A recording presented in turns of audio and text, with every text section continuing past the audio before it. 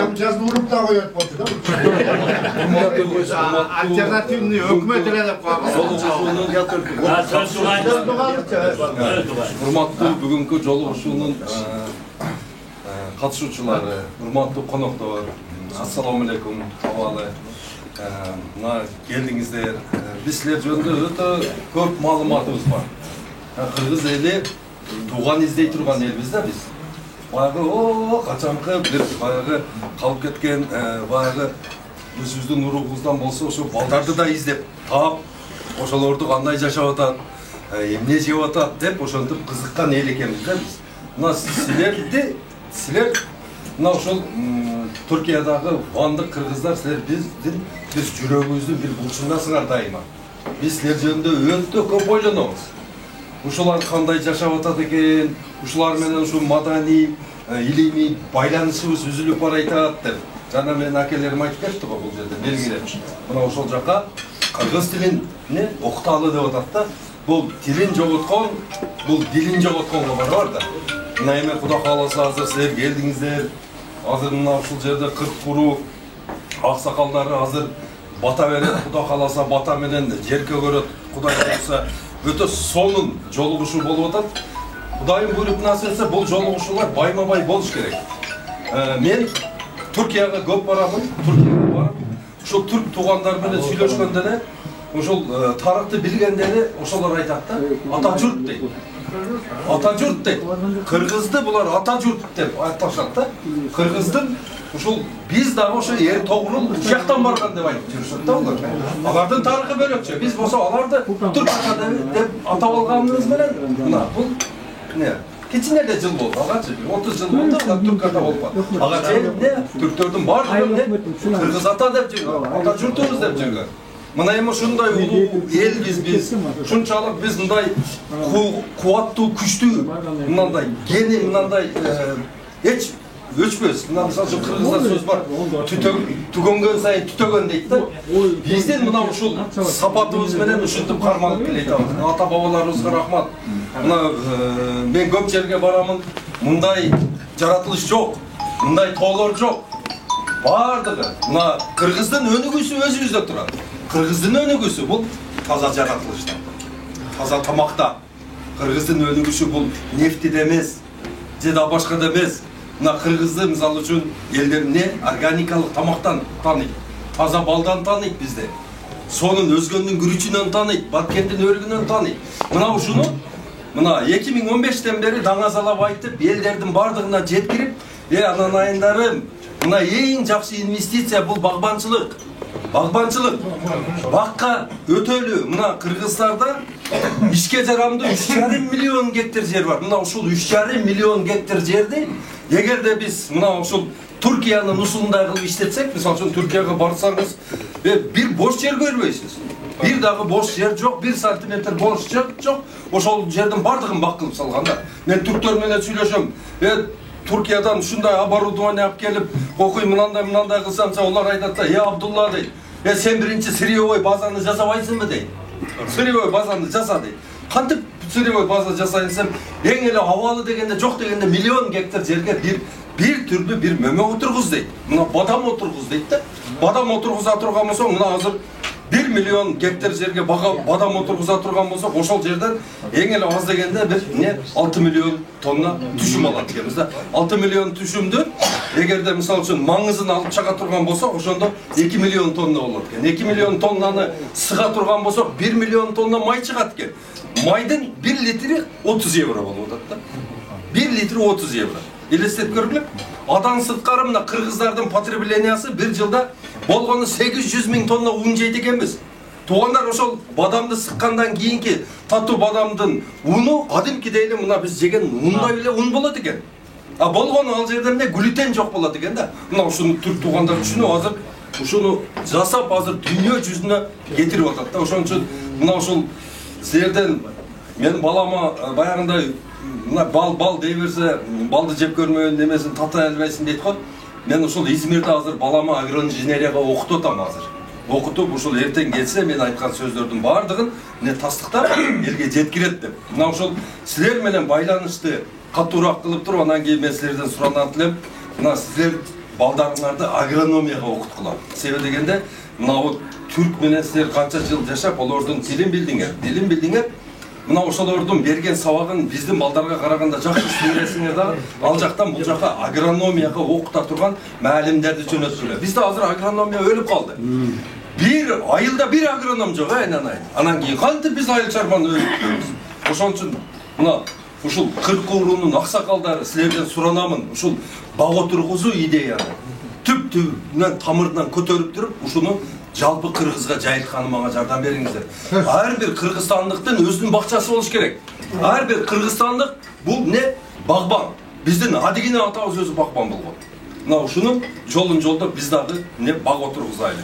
Багбанчылык бул деген мына мисалы үчүн арпа отургуза турган, себе турган болсок ал жерден 30 000 болсо, баг отургуза турган болсок ал жерден 30 000 доллар киреше. Биз антип разбазаривать этип, жерибизге арпа, беде себе турган шартта эмеспиз. Россия азыр 140 миллион гектар жери бар. Ошонун 70 миллион араң иштетип атат. А бизде болгону эмне? Бардыгын кошуп келсек, ишке жарамдуу 3,5 миллион гектар жерибиз бар. Biz ne az yerden көп düşüm alıp özümüz толук тамак аш менен кымсыз кыла турган программага өтүшүбүз керек да. Бардыгыңыздарды чакырамын, аксакалдарым, жакшы ушуга аракет кылыңыздар. Анан келген коноктор, биз силер мененбиз. Ушул тууганчылыгыбыз түбөлүк болсун. Дайыма ушул карым-катнашты үзбөй, баягы илимий, маданий ушул иш-чараларды биргеликте өткөзүп, дайыма бир болойлу. Бардык ушул Кыргыздарды түзгөн 40 урунун азаматтары бардыгыбыз бар болойлу дагы Кыргызстанды бирге көтөрөйлү туугандар. Bizim tarihçi, bayağı kızıkkan Nayman Ulusu'ndan Mamaşani Bakayos'una söz verelim. Bu sizlerin kitebinizler jönünde de aytıp verin. Kırgız'ın tarihi jönünde ançamı çıkışını aytıp verip koysun. Özü bayağı kayvay. Бұл мынау кітепті жазған Жұмабай Бектемір деген менің тағам болсын. Ушул кітеп сіздерге азыр эми моменттен пайдаланып реклама кылып калайын. Менин үйүмдө бар. Кимдер алам десе, мага байланышыңыздар. Бул кишинин китеби кыскасы мен сатып туруп үй бүлөсүнө берем. Мага бир уул эки кызы калган, ошо үй бүлөсүнө берем. Бул өтө баалуу китеп. Эми күндөн күнгө азайып баратат. Баалагандар алып жатат. Бул биринчи. Экинчи маселе. Бұл жерде улуу кыргыз элинин тукумдары отурабыз. Окумуштуулар. Азыр мисалы мына Оркон Энсей жазуу деп мындай жарыя кылып, тарыхты изилдеп жатышат. Ошол Оркон Энсей жазуунун жазылган баягы жазууга далил биз ушул жерде отургандарыбыздын азыр чоң аталарыбызды канчанчы 36-38 чоң аталарыбыз жөнүндө жазылган жазуулар Минусинскийден табылган экен. Бул деген Күчлүк хандын чоң атасы, Таян хандын атасы Инанчы Билгинин. Азыркы мезгилде Минусинскийде музейде турат. Кыскасы Инанчы Билги ошол 1190 жылдары чоң мамлекетти баштарган Инанчы Билгинин кыскасы ташка жазылган жазуу. Кыргыздарды мисалы кечеле билим мындай, эми катты кечеле тааныңар деп бизди айтып жүрбөйбү? Андай эмес. Биз ошол 8-9 кылымда биздин жазуулар болгон. Ошого далил катары Минусинскийде азыр ошо музейде сакталып турат экен. 1890 жылдары орустун окумуштуулары таап, азыр ошо музейде сакталып турат экен. Биз так что улуу элдин тукумдары отурабыз. Көңүл ураңыздарга рахмат. Hazır bizim Barın Urusu'nun töragası Aytot Baylıkpı. Barın Urusu biz neyin? Ulu, uru, eski uru söylep koysun ne? Sizler de görgünüzde tanıştınız. Murat Şenimizler bizde mektepten başlap Osman Devlet'in okaça kılıp okutkan bizge. Oruslar özünün sayasatın girgizgen.